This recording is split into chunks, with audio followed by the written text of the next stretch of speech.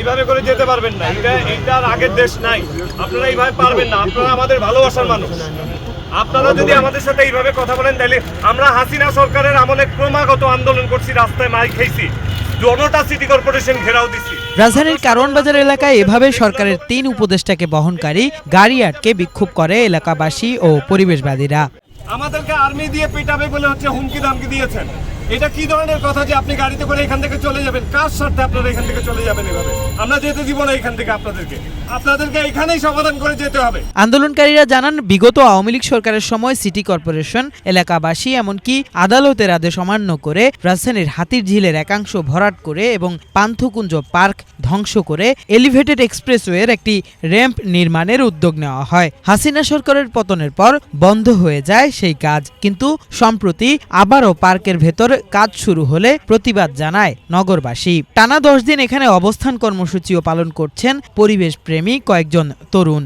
আন্দোলনের প্রেক্ষিতে সোমবার দুপুরে ঘটনাস্থল পরিদর্শনে আসেন সড়ক পরিবহন ও সেতু উপদেষ্টা ফাউজুল কবির, গৃহায়ন ও গণপূর্ত উপদেষ্টা আদিলুর রহমান এবং পরিবেশ, বন ও জলবায়ু পরিবর্তন মন্ত্রণালয়ের উপদেষ্টা সৈয়দা রিজওয়ানা হাসান। এ সময় স্থানীয়দের সঙ্গে কথোপকথনের এক পর্যায়ে রাগ দেখিয়ে সেতু উপদেষ্টা গাড়িতে উঠে চলে যেতে চাইলে পথ আগলে দাঁড়ান নগরবাসী।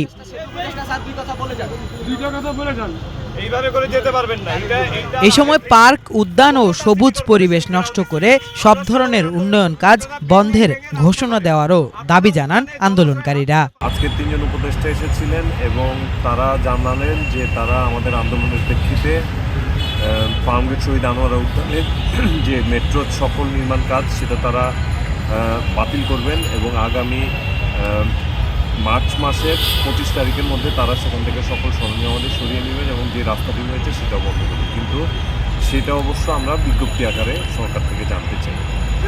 আরেকটা হলেন, এখানে তারা এই মাঠে এসেছেন এবং পুরো জায়গাটা পর্যবেক্ষণ করেছেন। তারা এখানকার যে ভয়াবহতা সেটা পর্যবেক্ষণ করেছেন, কিন্তু তারা এখানে কোনো ধরনের কোনো সলিউশন বলতে পারেন নাই।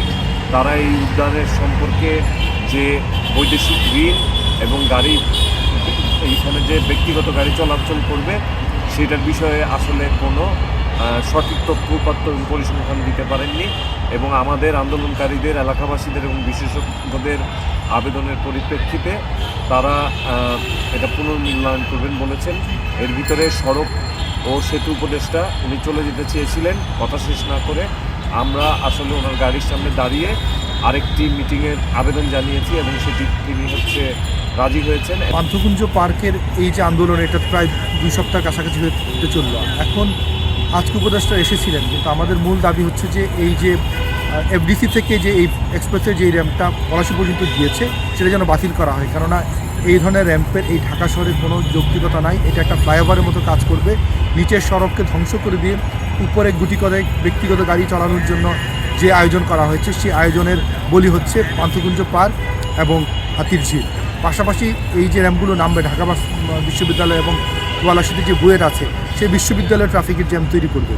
এই ধরনের একটা প্রকল্প, যে প্রকল্পগুলো বিশ্বে কিন্তু এখন ফ্লাইওভার ভিত্তিক প্রকল্প কিন্তু বাতিল করা হয়েছে। সবাই ফ্লাইওভার ভেঙে সে শহরের রাস্তাগুলোকে রিক্লেম করছে, অথচ এখানে উল্টো আয়োজন হচ্ছে, যেখানে নিচে রাস্তাকে ধ্বংস করে দিয়ে উপরে ব্যক্তিগত গাড়ি চলার আয়োজন। আমরা স্পষ্টভাবে জানিয়েছি উপদেষ্টা যারা এসেছেন যে এই ধরনের প্রকল্প থেকে সরে আসতে হবে। এটা জনকল্যাণে, আমাদের এই পরিবেশ রক্ষার্থে, আমাদের সবুজ রক্ষার্থে, পান্থকুঞ্জ পার্ক রক্ষার্থে এবং হাতিঝিল রক্ষার্থে এই পুরো প্রকল্পের সংযোগটা যেন বাতিল করা হয়।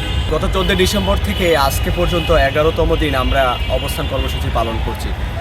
আপনারা জানেন এই যে পান্থকুঞ্জ পার্ক এবং হাতিরঝিলে এলিভেটেড এক্সপ্রেসওয়ে প্রকল্পটি বাতিলের দাবি জানালেও আমরা কিন্তু সারা দেশের প্রতিটি মার্গ, প্রতিটি পার্কের প্রতিনিধিত্ব করছি। আমরা বলছি সারা দেশে যেখানে আগের সরকারের আমলে যে প্রকল্পগুলো নেওয়া হয়েছে পরিবেশ বিধ্বংসী, সেই প্রকল্পগুলো কিন্তু পুনর্মূল্যায়ন করতে হবে। আমরা আনোয়ারা উদ্যান, আমরা ওসমানী উদ্যান, আমরা তেঁতুলতলা মাঠ, আমরা শহীদ তাজউদ্দিন পার্ক, এগুলো কিন্তু দখলমুক্ত হওয়ার দাবি জানাচ্ছি। নগরবাসীর প্রতিবাদের মুখে পরিবেশ ও গণপূর্ত উপদেষ্টা দ্রুত সমস্যা সমাধানের উদ্যোগ নেওয়ার আশ্বাস দিলে পথ ছাড়েন আন্দোলনকারীরা। সমাধান এই পয়েন্টে এখনই বলতে হবে এমন কোনো কথা নেই। সমাধান না চাইলে তো আমরা এখানে আসতাম না। আমরা এই বৃহস্পতিবার দিনের মধ্যে একটা মিটিং রাখবো আপনাদের সাথে, সেইখানে অরিজিনাল প্ল্যান কি ছিল, কি নাই, অল্টারনেটিভ কি হতে পারে, এটা নিয়ে আমরা আপনাদের সাথে আলোচনা করব। এর আগে ফার্মগেটের শহীদ আনোয়ারা উদ্যানও পরিদর্শন করেন তারা। ওই উদ্যানেও রাস্তা বা কোনো স্থাপনা হতে দেওয়া হবে না বলেও প্রতিশ্রুতি দেন পরিবেশ উপদেষ্টা। কিফায়াত শাকিল, বাংলা ভিশন, ঢাকা।